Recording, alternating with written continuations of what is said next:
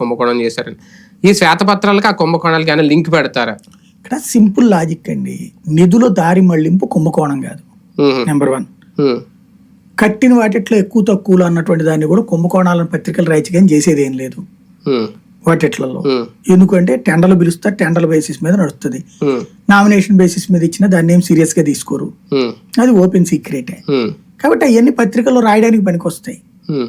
ఏవి లెక్కలోకి వస్తాయి అంటే లెక్కలో చూపించకుండా, ఫర్ ఎగ్జాంపుల్ జీవో ఇవ్వకుండా చేశారు, అది కుంభకోణం అవుతుంది.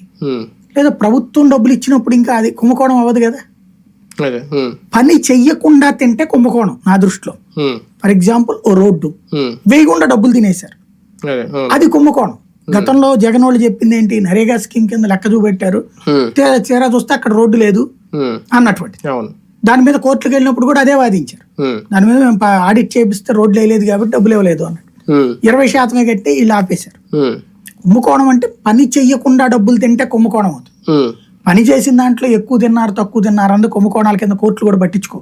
ఎందుకంటే టెండర్ బేసిస్ మీద ఉంటది, లేదా నామినేషన్ బేసిస్ కూడా సమర్థిస్తున్నాయి కోర్టులు దాంట్లో ఉన్నటువంటి దాని మీద.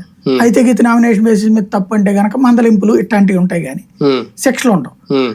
ఓన్లీ ప్రస్తుతం ఏంటంటే ఒక రకంగా అధికారులు భయభ్రాంతులు చేస్తూనే మీడియా ఆ కంగారుతో ఏమన్నా విషయం వాళ్ళు ఎట్ట చేయించారని, నాతో అట్ట చేయించారని అని చెబుతారేమో. వాళ్ళు తలపడిపోయారు ఇప్పుడు. ఎవరు ప్రభుత్వం అధికారులకు వచ్చిన వాళ్ళు ఎందుకు చేయగాల్చుకుంటారు ఇప్పుడు? సహజంగా వాళ్ళు చెప్పారు చేసాం, మీరు చెప్పండి చేస్తాం అంటుంటారు. జగన్ హయాంలో కరప్షన్ జరిగింది, జగన్ కూడా అవినీతి పరుడు అని ఒక బలమైన ముద్ర వేసే ప్రయత్నం అయితే గట్టిగా జరుగుతుందా? ఇప్పుడు ఉన్నప్పుడే చేశారు కదా, ఇప్పుడు కొత్తగా అప్పుడు ప్రతిపక్షంలో చేయడం వేరే, అధికారంలోకి వచ్చిన తర్వాత అదే ఉంటుంది.